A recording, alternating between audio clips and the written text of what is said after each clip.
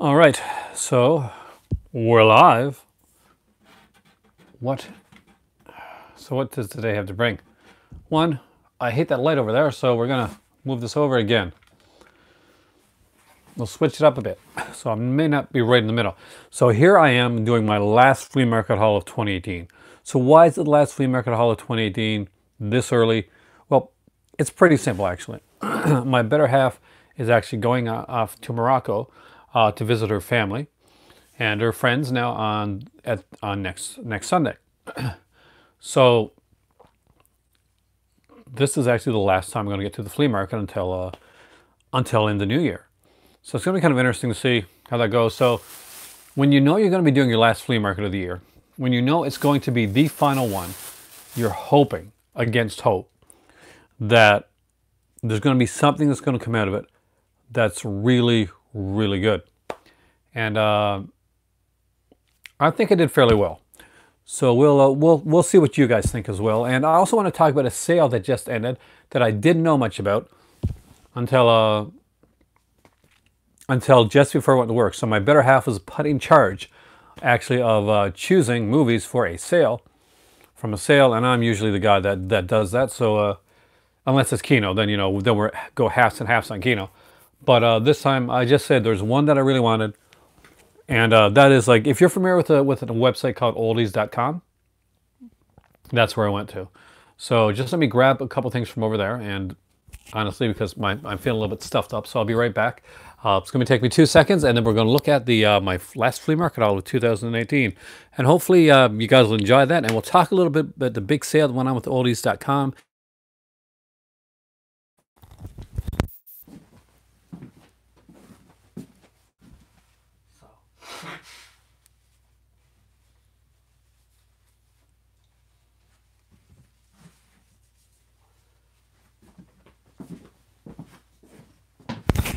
I was feeling extremely sneezy. You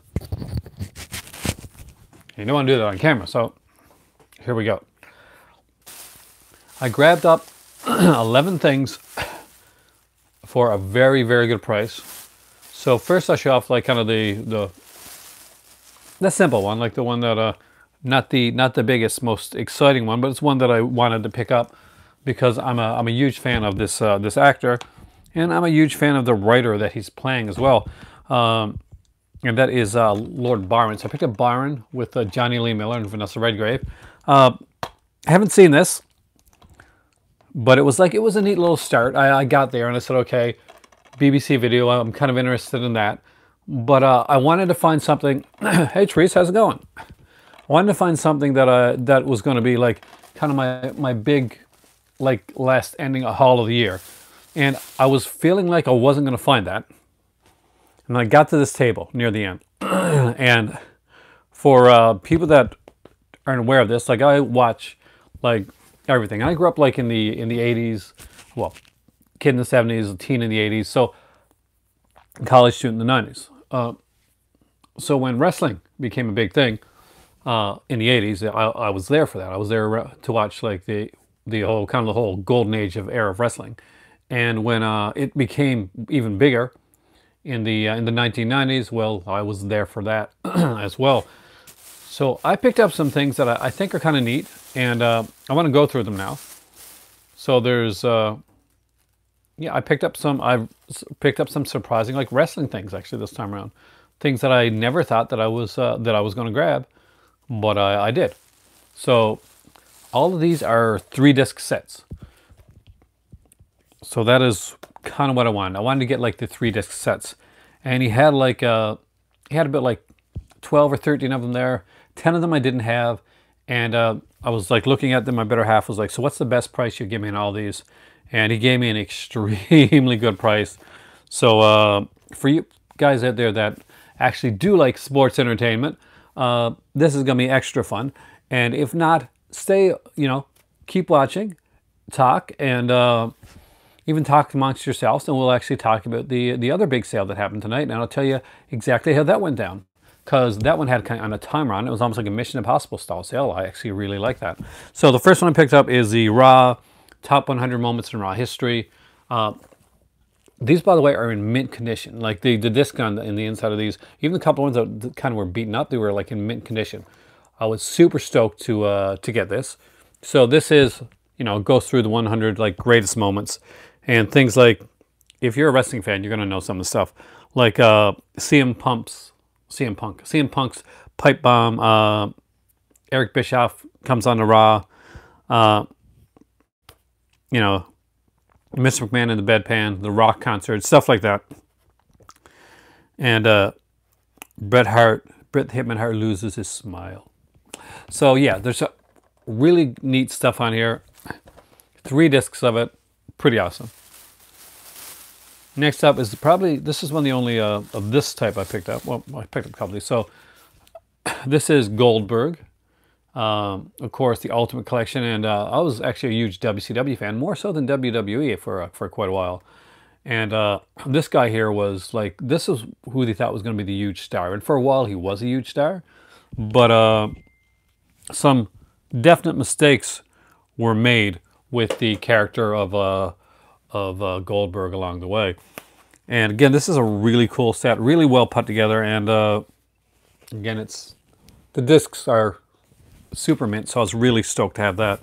And if you're at all a wrestling fan, can you please comment or say something, because I would appreciate it. Very excited to get all these actually. Next up, I had to grab this one here, and this was on, well, a more modern day superstar, I guess, Randy Orton, The Evolution of a Predator. I love his theme song, actually, I really do. So this is the, what's it, the first ever DVD set devoted to the Viper Randy Orton. So if you're a fan of Randy Orton, or if you're a fan of that, like, you don't follow it, that's okay. But you can acknowledge the fact that these are really cool looking. So yeah, there's also like this kind of like comic strip that basically has, like, you know, great moments in heel turns where Randy Orton will just come along and randomly in like he'll do his finishing move on somebody just out of nowhere. It's really kind of funny if you see it. Next up, this one's actually really good. I really wanted this one, and anybody that, even if you're only a passing fan or have passing knowledge when it comes to wrestling, then WWE's greatest rivalries, Shawn versus Bret. So if you don't know the story behind Shawn Michaels and Bret Hart, like, even if you don't follow wrestling, this was pretty big outside. Like, Bret Hart was known for like pretty much getting screwed over by his company as he was leaving. If you've never heard of the whole like kind of Survivor Series thing with Bret Hart, there's documentaries like based on it. And they're, even if you don't like wrestling, the documentary is really, really freaking good. And yeah, these two guys legitimately, this wasn't like just like kind of like what you call a work, you know, kind of like a fake. They really legitimately hated each other, and they were at the time the 2 best workers in the company, and that made a lot of their matches really good. But it made working with both of them behind the scenes really, really hard.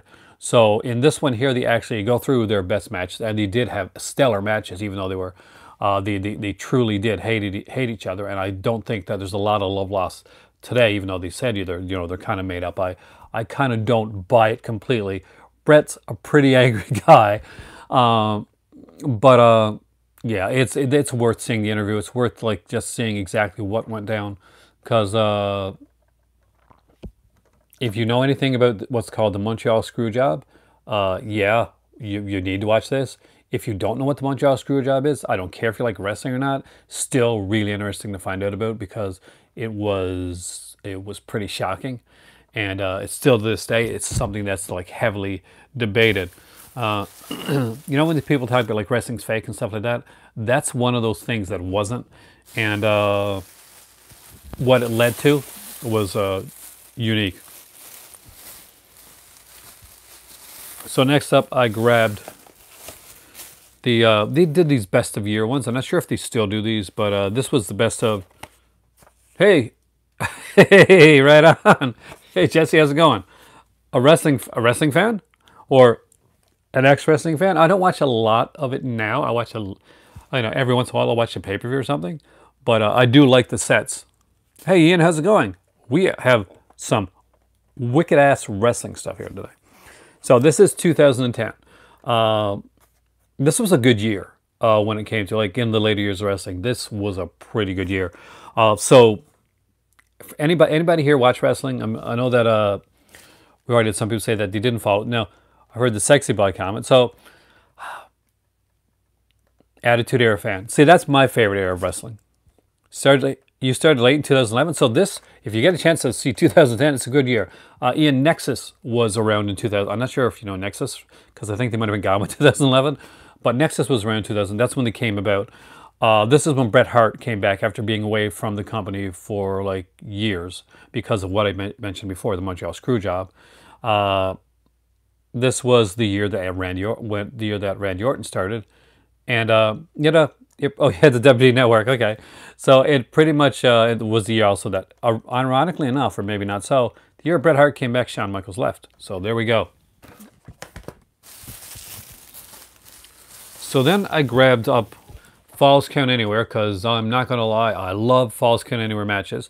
I'm hoping they'll have some that they do. Okay, good. The WCW ones as well, because they had some really good ones in WCW, some really good Falls Count Anywhere. They're kind of like their hardcore style match. If you're a fan of the hardcore style wrestling, you get a lot of that stuff here. So Sergeant Slaughter versus Pat Patterson. Wow, it's back in '81. Sting versus Cactus Jack. You got Falls Count Anywhere? Nice. Did you like this one? Road Warriors versus Booker T and Sting. It just seemed to really go. Mr. McMahon versus Ric Flair. Just Triple H versus Shawn Michaels. That was a really, really good match. Now, next up is one that I didn't know was a set. But I'm actually, oh really? Really interested in seeing exactly what the hell this is.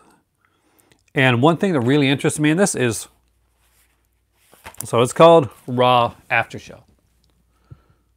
And it deals, I guess, with you know, stuff that happens after the show goes off the air, like because you know there's always stuff happening. So if you look right here, oh man, that was '98 was amazing. This is Goldberg in Halifax, Nova Scotia. In case if you're new here, I'm in Nova Scotia right now, around 4 hours from Halifax actually. So I thought that was kind of cool to see that. And I'm not quite sure what exactly is in this. So I'm going to, if you don't mind, I'm just going to look really quickly. So Stone Cold salute to Shane McMahon and Triple H back in '99. The Rock and Shawn Stasiak. Does anybody remember Shawn Stasiak? You know, the guy that played Meat? Yeah, Meat was a character. Shawn the Planet Stasiak. It's very, very unique. Yeah, and that's kind of neat. So I didn't know this was even a thing, Ian. But I'm super stoked to have it, and I love the fact that it shows Halifax. Now the last three I got are actually a series of ones that that go together. I think there's only 3 of these out so far. I got all 3 volumes, and I was super stoked to get this because this was a wrestling company that I was a big fan of, and they're no longer around anymore. But to this very day, I have Ian when I was really younger, but I haven't gotten a chance to go to any shows since I've actually been what I would consider an adult, so-called adult. But we do have them more in this area.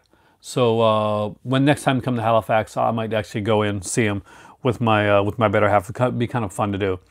So this company here, this is a WWE, but of course WWE buys everything.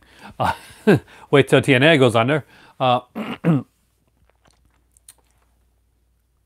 My favorite match or team up? Oh man, my favorite wrestling match of all time is I love WCW, but this isn't WCW. I got to get some WCW like 3-disc ones. I don't have many. I don't think I got a couple 3-disc ones, but I didn't have a lot. But one of my favorite matches of all time, because in my youth it was really big. There was a Saturday Night Main Event, which was an '80s show, a show that came on the 80s. I think they came back on in the '90s or 2000s, but there was a show called Saturday Night Main Event that WWE used to have on. It would like take the place of Saturday Night Live, like probably around once a month for a little while. So building up to the match that would have like, well, pretty much where Hulk Hogan would lose his belt, we got this match between Hulk Hogan and Andre the Giant. And what was really super cool about it, they're trying to bring it back again. That would be cool, actually. But you just got to get the, you got to get it. You got to push the right stars. Was that Hulk Hogan gets screwed over because, and I was unaware. You know, there's no internet or any of that stuff. So Earl Hebner has a twin brother. That's, you know, Dave Hebner has a twin brother. That's Earl Hebner. Now people didn't know that a lot back then.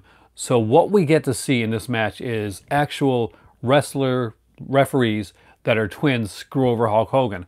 It was a huge moment at the time. I remember it. I actually remember when Hogan like takes the crooked referee and like throws him out of the ring, and it starts up for WrestleMania 4.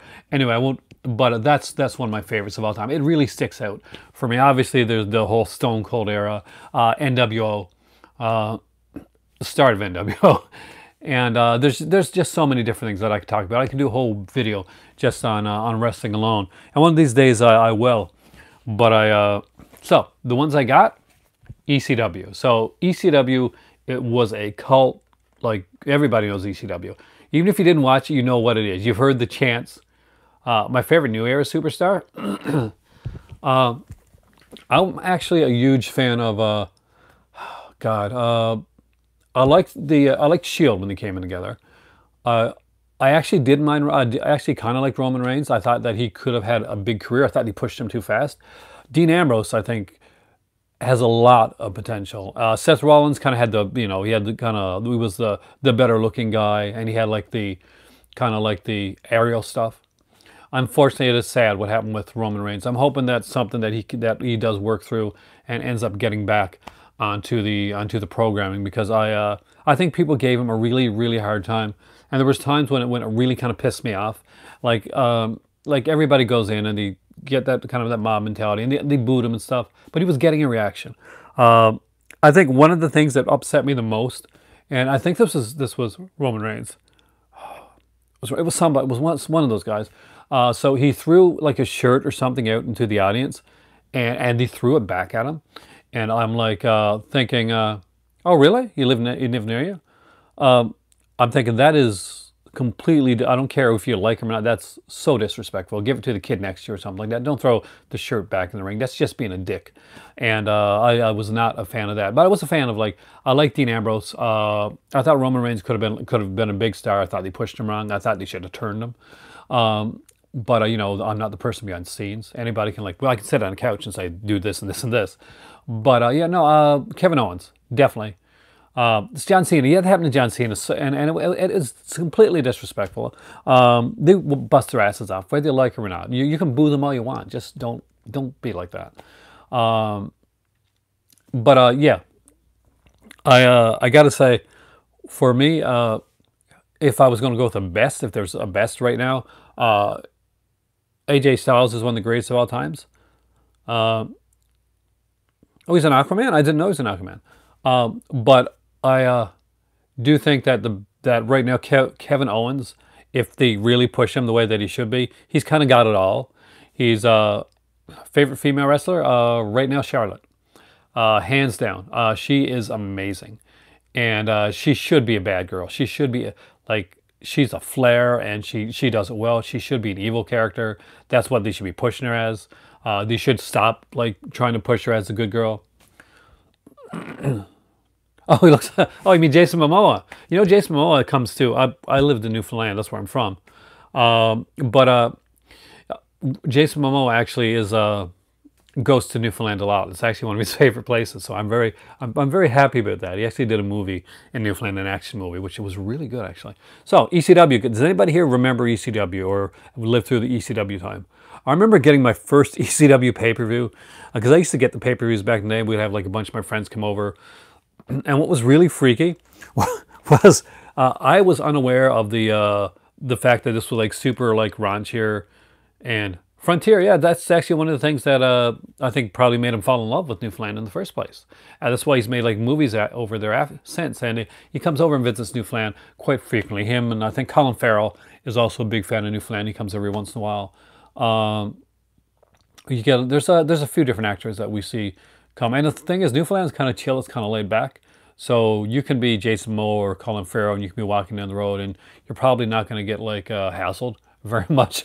Someone might wave and say, "Hey," that's it's kind of the way it is in Newfoundland. We're super chill that way. But ECW, anybody remember ECW? Oh yeah, that's why he was on like Republic of Dial, which was a really good show, by the way. I love Republic of Dial. Taz and Tommy Dreamer. And yes, it's Taz with one Z, thank you very much. So these were bloody. Bloody as hell. These were bloody. There was a lot of really good like super like flying matches, super technical matches. ECW just had a bit of everything. And you can thank the Attitude Era to ECW. And you can also thank the Cruiserweight era from WCW to ECW. You can also thank the Luchador era for WCW to ECW. So this is the first volume. So just so you guys know, it's called Unreleased 3-disc set. So there were 3 of these, so I got volume 2 as well. 20 matches, of course. This is the, Mr.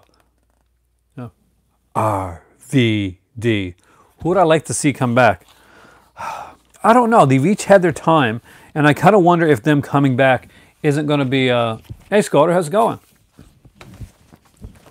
I have so many wrestling DVDs today. I'm super stoked about this. In a perfect world, I'd like to see some of the Attitude Era guys come back. But they've had their time. I would like to see some of the wrestlers, like, I just like to see them push some people. I like to see CM Punk. If there's any wrestler out there that he can be a bit of a dick in real life sometimes, I hear, but if there's any wrestler out there that kind of like hits like me and my personality, not in the like the dickish way, but in like kind of like the I'm gonna say what I'm gonna say type of thing. Yeah, CM Punk. CM Punk struck a nerve with me. Yeah, he did, and I love the whole pipe bomb era. I actually liked his cult era when he did like we had Luke Gallows and all those in the cult. When he shaved their heads. Yeah, Edge is amazing. Edge, unfortunately, I don't think, because of like the injury, I don't think he can come back. Oh, volume 3, by the way. I also have volume 3 here. I'm super excited about these, actually. When my better half is, this is what I said. I said, this is probably a lot of the stuff I'm going to watch while you're gone. I'm going to be like going to work and drinking Monster Energy drinks. And, oh, really? You get to see some. So before I go any further or talk about anything else, what I want to do is actually show you guys my complete wrestling collection that I picked up on just today. So I picked up all of these today. And I got each one of these for under $4 each. Which, yeah, I'm super proud. The Undertaker's one guy that I wish they'd let retire. I really do. I can see he's doing it for the company, but I really think that that's one guy that should be able to like just sit back and just retire. He's done enough. I worry when when they say, I don't get excited anymore when the Undertaker's coming back. I get worried because he's pretty spent. He's pretty spent. With Brock, yeah, that's the thing. Brick Lesnar. Pretty much. He's built like a brick. The Rock persona back. And I think that The Rock, well, what used to be The Rock, I guess Dwayne Johnson, he's pretty much got it made. Like, he's kind of the franchise saver nowadays. Like, a franchise like be doing kind of bad, and he'll come in and be like, hey, The Rock, we're going to put The Rock through this franchise. So if like a new Friday the 13th movie comes out and The Rock just happens to be in it somewhere, they're trying to save Friday the 13th at that point. So I got to tell you guys, there was a sale that was on tonight. It was one of those Cyber Week sales. Like, when they'll have a Cyber Monday sale, right? And it'll end up going on for the week. So we didn't avail of any of the online sales because we knew that anything that we got, we'd be getting it after Christmas. And like this one here, we availed of this one here. Oh yeah, that's what they do. Are they really making new Friday the 13th? Because there's legal battles, but if they do, yeah, that they would. People be so pissed off, but like as much as they like The Rock, people be super pissed off because you know what they'd be thinking? They'd be thinking, "Oh man, this is this is Halloween Resurrection all over again." Like this is Busta Rhymes all over again. But no, LeBron James wants to produce one, but and he definitely has the money for it. I think he'd be a great choice because if you like LeBron, whether if you like LeBron like you're playing or not, but if you follow LeBron, he's actually a huge like Friday the 13th fan. He's been like one for years. Like you can go back on like his Twitter and his Instagram and stuff, see him dressed up as like Jason stuff. He's not like he doesn't want to act in the movie or do anything like that. He just wants to produce a film to get a new Friday the 13th film out there because he's a fan. So that's kind of cool. Hopefully they'll let him do it. There's going to be a few hoops that'll have to jump through in order to get that done, but I wouldn't mind seeing it. I'd like to see a new Friday the 13th movie out there where we got this whole slasher renaissance going on. Would I watch him in Space Jam? Of course I would. Space Jam was a fun movie. It's not my childhood, but it's my kids. So yeah, and I'm a huge Looney Tunes fan, so I'd watch like anything like that. LeBron James, wasn't LeBron in oh God, what's that movie he was in? He was like one of the best parts of this movie. I can't remember. There's a movie that he was in. It was a fairly big movie, and I really liked him. He was, oh yeah, he was in Trainwreck, and like John Cena, by the way. There's your wrestling connection. John Cena and LeBron James were both in Trainwreck. Trainwreck was, for me, it's Amy Schumer's best film. I liked it. I don't like everything, but that she's in. But I did like that, and I do think she's kind of cute, actually. Actually, she's really cute. But I did like Trainwreck, and I like LeBron James in it. So if you've never seen LeBron James acting, like, and he's good when it comes to comedy and stuff like that. He definitely has that kind of like feel to him. I don't think his God's going to go into acting like or anything like that. But having him produce some stuff, he's produced some films as well.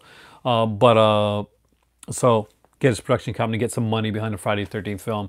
And it's not a Michael Bay thing. It's not a New Line thing. So that's always good. Not Michael Bay, not New Line. I'm down with that. So, as I was saying before, we hadn't done any of the sales. We didn't do any of them at all. I think if Kino would have had a sale, my better half would have like totally done that because she's a huge Kino fan. But she found a company that she loves now. And it was so hard for her to choose. Like literally the entire time, almost the entire time that I was at work. Oh, I'll get to the new child payment. I need to get this out. Almost the entire time that I was at work today, she was trying to decide on some movies to pick out. So basically I had opened up some pages on this site. And I'm not sure, let me know if you guys have ever ordered from the site or not. But the site is called oldies.com. We don't have any, see, we don't have a Costco really near us. And when I went to the Costco that was in Halifax, see this here? Not like all of them. You see this here? They did not have this many DVDs or Blu-rays in their whole section. But anyway, so oldies.com is a website. That's okay. I'll get on to it. Don't let me forget. But my thoughts on it were I'll tell you. My thoughts are kind of like I'll wait and see. But I'm hoping it's going to be okay. I like Liv Tyler, so I'll give it a not Liv Tyler. I like what's her name? Anyway, so I like the girl that's in it, so I'll give it a chance. She was in Addiction. I like The Addiction. That's the movie I'm actually getting for Christmas this year. That's one I do know I'm getting. I don't know a lot that I'm getting, but I do know I'm getting The Addiction because it's one that I really wanted from Arrow Video. It's kind of an indie like vampire horror with Christopher Walken in one scene. So there you go. Got to have Christopher Walken. What's really cool is that we went to oldies.com. They're having all these sales, but the one that really got us was Warner Archives. So we don't have a lot of Warner Archives stuff. Like I can probably count on one hand the amount of Warner Archives that we have in our collection. Like I know I got the Blu-ray of The Hunger, and I got one movie on DVD. So we went out and and we were looking through, and I was just getting ready to go to work. I literally had like 10 minutes to get into work. So I was like quickly going through like the Warner Archive section on oldies.com because they had a sale and it was timed. Like there's literally a counter, like a countdown to when the sale is going to end. So I'm looking through the Warner Archive stuff and I'm like going through and I'm going through. And I got like about like 30 pages up and I'm like, okay, and I got to go to work now. So I was kind of texting her back and forth. She said, you know, let me get this. I got the sale. Basically, she said, is there anything that you want for sure that like that she was going to pick up most of the stuff, but is there anything that you're 100% that you want to get in the sale? And there's one thing, and I'm a huge slasher movie fan. There's actually two, but I got one of them this time around. The one I didn't get, I'll mention, it was called He Knows You're Alone, which is like an early 1980s, circa 1980s slash film, which is the screen debut of Tom Hanks, actually. So I didn't pick up that one this time, but I did pick up the one I really wanted. And I mentioned it, like, if you're watching my videos for a while, I've watched my channel for quite a while, you're going to know this movie, because I mentioned it a few times, but Night School. Hey, Jace, how's it going? I'm finally getting it, Jace. I'm getting Night School with Rachel Ward. And perfect timing, Jace, Australian, Rachel Ward. Yeah. Rachel Ward high on that Google Doc list. So I'm so excited to pick up Night School finally. I picked up Night School. That she asked me, like, so pick out 3. We got 9 altogether. She picked out the other 6. So she picked some super cool cheesy stuff, some sci-fi and some blaxploitation that. But I picked out Night School, and I picked out Return to Salem's Lot because I'm a huge Larry Cohen fan. And although that movie gets derided a lot, I actually dig it. I actually like Return to Salem's Lot. That was like super funny. I didn't take it seriously, obviously. And the third one I picked up wasn't a horror one at all. I had Razorback in there for a while, and I said maybe I'm going to get the Umbrella Razorback. I'm not sure, but that's a movie I really need in my collection. But I wanted to let my better half like kind of choose like most of the ones here. Night School. It's been a while since I watched Night School, but it actually was. I remember Rachel Ward, and I remember like the killer's outfit was really well done. I remember guessing the killer. I was super excited, but the fact that I guessed the killer probably super easy. But when I was younger, it was like kind of a big deal. I was like, yeah, I knew who that was. I guessed that killer. Oh really? Watch it with Trini and John Steele. But hey, culture. So yeah, I didn't get Razorback this time. I wanted to get something super cheesy, super fun that was specifically me. And I picked up a movie from my childhood that I originally watched on CED, you know, the capacitive electronic discs. And what I picked up was a movie, and they're remaking, well, they're doing a new one of this. No, that's Screwball. It's Warner Archives, man. It's Doc Savage, Man of Bronze. So I remember like that movie. Like Ron Ely was my Tarzan when I was growing up. That was the Tarzan that came on TV when I was a kid. As much as like a lot of people knew Johnny Weissmuller, I had the record of like Tarzan: The Eyes of the Lion. I was a big fan of Ron Ely's Tarzan show. It came on in the late '60s, but they reran it when I was a kid. But Doc Savage, Man of Bronze. So if you've never seen this movie, or you don't know the character Doc, if you don't know the character Doc Savage is, you really should, because it's both like kind of neat, kind of a pulp like novels and thing, but it's kind of horrific, the stuff that he does. So Doc Savage does not want to kill like the villains when he gets them. He's a doctor, right? So he's got this team that works with him, and instead of doing that, he rehabilitates them by kind of operating on their brain so that they're no longer criminals. I kid you not, that's a thing. That's the thing that Doc Savage does. And he's this man with like bronze, like hard, like rock hard bronze skin. So in the movie Doc Savage, obviously you don't want to deal with the fact that there's this superhero guy that's performing brain surgery on people against their will. What you want to focus on is the cheesier aspects of it. And they really do. And what's really cool about it is Doc Savage fights off against like his nemesis in the film at the end of the movie. And if you've ever seen, and remember South Park and, you know, Colin was fighting around the world type thing? They do this in Doc Savage. This is back in the 70s. They have Ron Ely fight the guy, and he literally fights him across the globe. He fights this guy, gets into a fight with this guy, and they fight around the world. I'm not joking. This is the hilariously fantastic ending to Doc Savage, a movie everybody should see. You like action movies, you like super cheesy stuff, Doc Savage is the movie for you. Now, I'm gonna check out, because I never did get to look at the ones that she picked up. I kind of like got a glance at them, but I want to see what other ones she picked up here. So I'll let you guys know right now the other movies that she grabbed.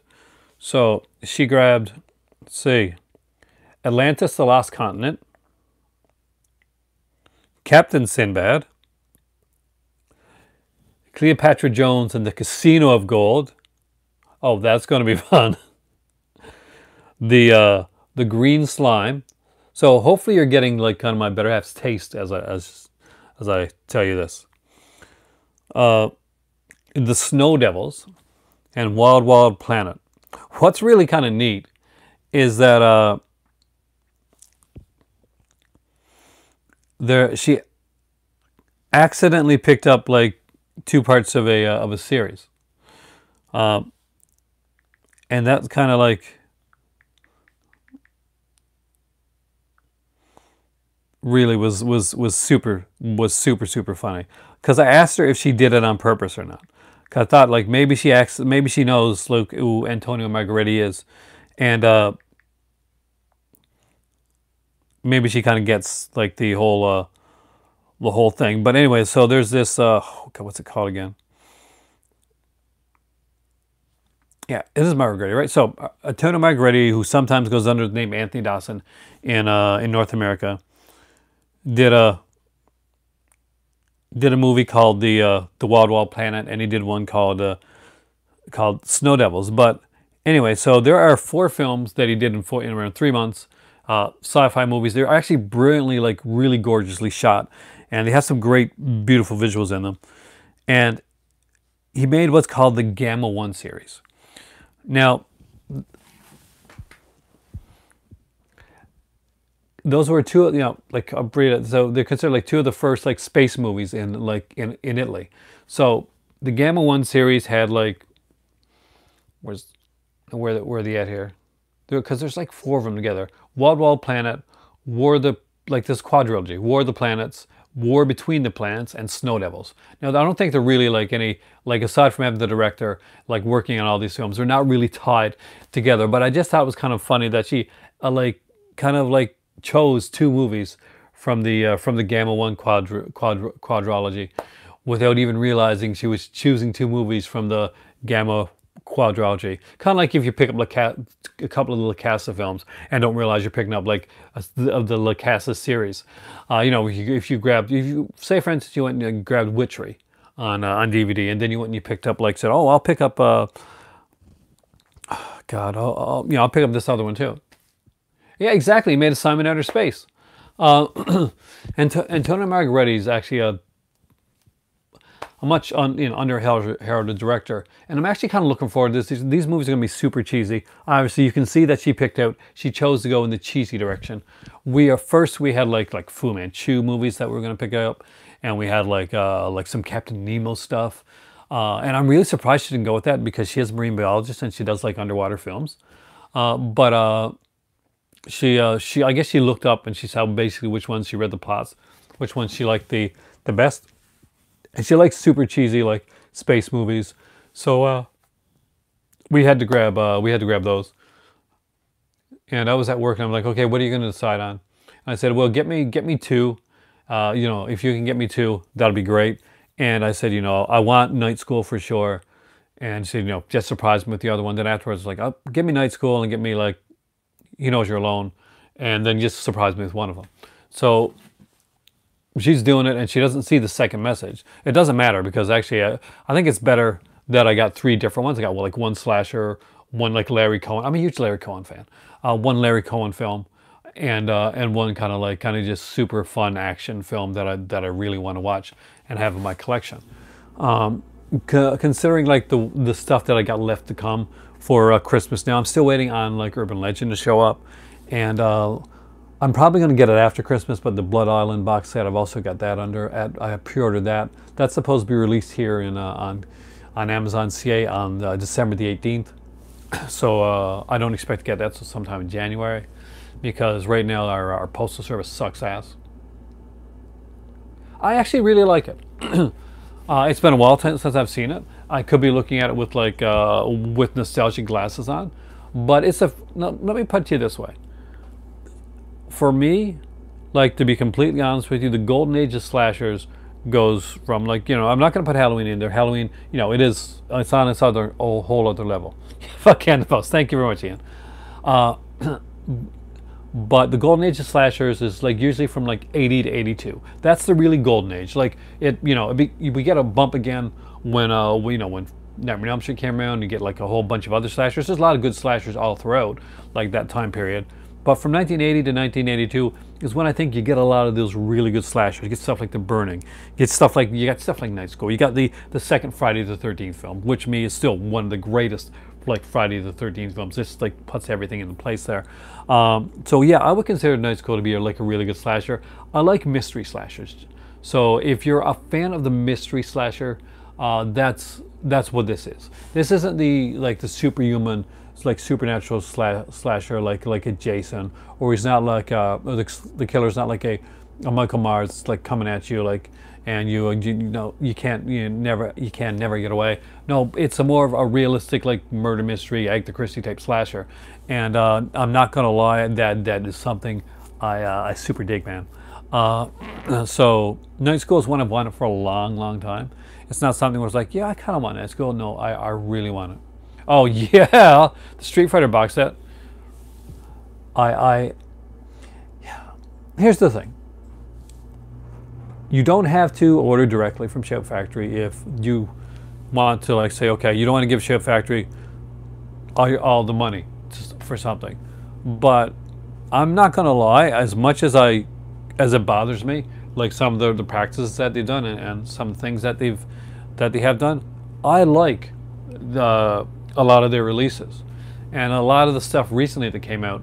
I want to get the Critters box set down the road. I want to have the It's Alive box set. I want to eventually get the Paul Naschy and the Larry Feston box set. So I can't like say, you know, well, I'm gonna, you know, choose with my wallet and I'm not gonna buy. Now I don't like what they did with the guy from Grindhouse Video. I don't, and in no way would I ever like say that's right. And so what I choose to do, and everybody do their own thing. Oh my God, man, Ian, I have no idea. I'd have to look through, and I can count, and I can't count that. I can count that high, but no, a few thousand, 4, 5, somewhere around there, maybe a little bit more, because I keep getting stuff, and I've got one of these days I'm going to have to like really like organize this. But at this point, I think I'll be in Morocco before I organize anything. Oh, but yeah, but I bet you got 70 good ones though. That's the thing. When I started my collection, I had to start over a couple times because basically, and I'll be honest with you, I moved, and I wasn't always in a comfortable place where I could like legitimately go out and spend money and buy a movie. Buying a film at certain points in my life was a major decision for me to do. So I remember like one Christmas, I just gotten a Blu-ray player, and I got a Blu-ray, no, DVD player. So I got 2 DVDs that year for Christmas, and I was super stoked. Yeah, I'm not gonna lie, it's not a great movie. But that's the thing. I got 2 DVDs, and I obviously now when I go upstairs, I know that they're all wrapped up, but I know there's quite a few more. But starting back today, what did I have? I had 2. I had a Monty Python one, which was the Quest for the Holy Grail, and I had the double feature of Wishmaster. That was my Christmas one year. That's what I got. I do actually have software to manage my collection. I'm just really lazy about it. $9 too much, Ian. $9 too much. No, I've got a program for it. I should be, and for a while I was just going and doing that stuff. But I moved a few times, and stuff came, and now I'm just trying to watch stuff, and eventually I'll get all this like organized, because I like to get everything organized. I keep like an eye on the time, because I actually got to go to work early tomorrow. So I'm giving away for free. Yeah, they should have paid you, man. They should have paid you. I'm like, here, you take Get Hard, and I think I can't. I might have Bewitched in my collection, which, you know, the movie. So I feel your pain, because that is also a really bad Will Ferrell movie, which I probably grabbed because of Nicole Kidman, because I'm a huge fan of Nicole Kidman. So yeah. See there, then you've gotten your money out of it. This is your anger DVD, and it has to be a coaster. Don't forget that. Maybe a $9 coaster, but hey, coasters can be expensive. Coasters can cost a bit. And this is a shiny coaster. It's both a coaster and like an anger device. But anyway, I wanted to make a shorter video tonight. I wanted to show you guys what I picked up here, and again, if you missed the beginning of the video, I picked up Byron, the BBC video with Johnny Lee Miller, or most people remember from, of course, Elementary, that other Sherlock Holmes series. And I picked up a ton of wrestling stuff, which I am super, super excited about.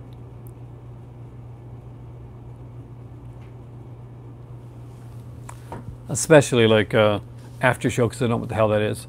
And ECW, because I'm a huge ECW fan. And I remember seeing their last pay-per-view. Actually, what happened was basically they had a pay-per-view set up that was supposed to happen, and well, people didn't get paid. The pay-per-view didn't happen, so they showed another pay-per-view in its place. And I remember I just like for a second back. So is it Rhino? Yeah, Rhino. I don't know if you guys remember Rhino. Is he still in? He's still in wrestling, right? So yeah, I think he's like a part of a tag team. You're disappointed? I didn't get to see. I didn't even bother to look, Jesse. Like, and I'll tell. I didn't bother to look because honestly, I couldn't. I couldn't look at the Severance site. I couldn't look at the Vinegar Syndrome site. So I just I couldn't do it because I couldn't go there. There was no chance for me to get stuff. But I did get some great stuff at Sunrise, and I'm really curious what my better half got me. Oh, perfect. So there's basically Rhino, and I think he kind of wins the title. He goes for the title, and he like slams Just Incredible through like a table, and like, you know, he gores him, like the gore, which is one of the best like shoulder block moves. He's like, so I got this motherfucking TV title, and we don't even have a damn TV show, which I thought was an amazing line. Oh, really? Wow. They usually do really good with their. So did anybody check out the Severance sale as well? I wanted the Giallo stuff. I really did. That's one that I'm kind of sad I missed out on. But I'm super curious to what my better half got me this year. Because this year I don't know. Like, I usually ask for a lot. And originally I was going to get the Ingmar Bergman set. That was going to be my big thing. That was going to be my only thing. I got to watch Wicker Boy. Wicker Boy made a video.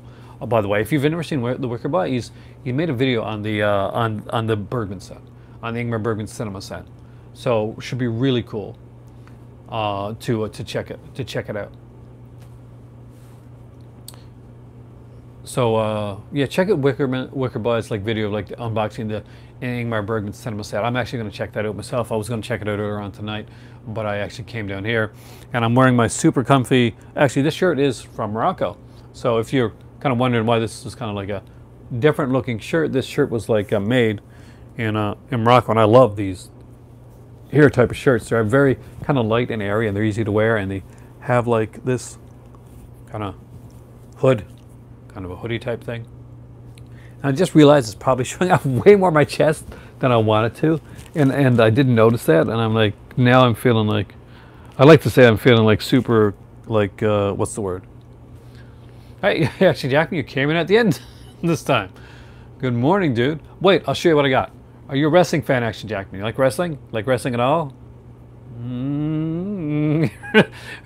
Not sure. Meter going up and down. I got some wrestling stuff. Last flea market of the year, actually, Jack. Last one of the year. And I do think that this, oh yeah, I'll stand by this as being a kick-ass haul for a last flea market of the year. Let me get them right.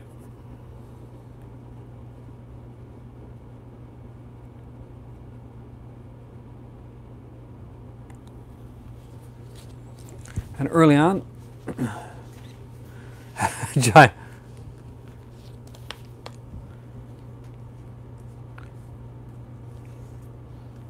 haystacks. I mean, like, I've always been like this super like secret wrestling fan, and I got my better half into it. So that's like she used to watch too. I do have some TNA. TNA is what I originally watched with my better half when we were like hanging out. And we were just like chilling as like before we got together. We used to watch like movies together. And we watched like at the time that I'd met her, just shortly after. TNA like went on this like they got Hogan and Bischoff in, and they wanted to do this like go up against like WWE on Monday night. This was in 2000. It was a year after a minute, so it was 2010. And Bret Hart came back on the very episode that TNA debuted their Monday night show. So WWE fought hard and fast against TNA, but I actually was a really big TNA fan, and you can thank a lot of like what's happening in WWE right now to TNA with guys like how you got time to bleed with Eric Young, AJ Styles, of course. If you ever give him like a Samoa Joe, my top 5 wrestlers.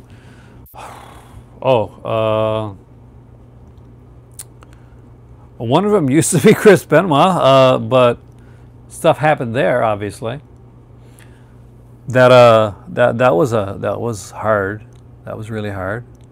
I'm a big fan. I was a big fan of Jericho. I liked his like not just his in-ring style, but I liked kind of like his work over the years.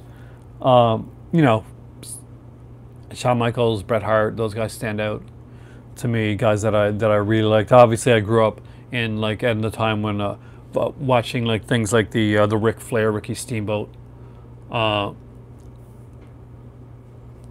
Just did such amazing stuff. The Chi-Town Rumble, stuff like that. So I'm talking like for some people here, I'm talking gibberish, but it's hard for me. I'd have to think. I really have to think about it because there are so many good ones out there like that I grew up liked over the years. Oh, really? Fozzy? Somebody recently saw him actually. I'm on my Facebook. He actually showed a picture of him there, and they said that the concert is amazing. So. And Fozzy's like super like 80s hair metal style, so that's kind of cool. I kind of dig that. But I've never really listened to a lot of Fozzy, and I did grow up with like in the 80s, so I do know the whole 80s hair metal like era. That is something I'm familiar with, like good or bad, I'm familiar with it. But anyway, everybody, I hate to cut this one short, but I work early tomorrow, and I have yet to have my tea. So, Mankind, Stone Cold Steve Austin. Oh man, who's not going to say Stone Cold? Why did I not think of Stone Cold?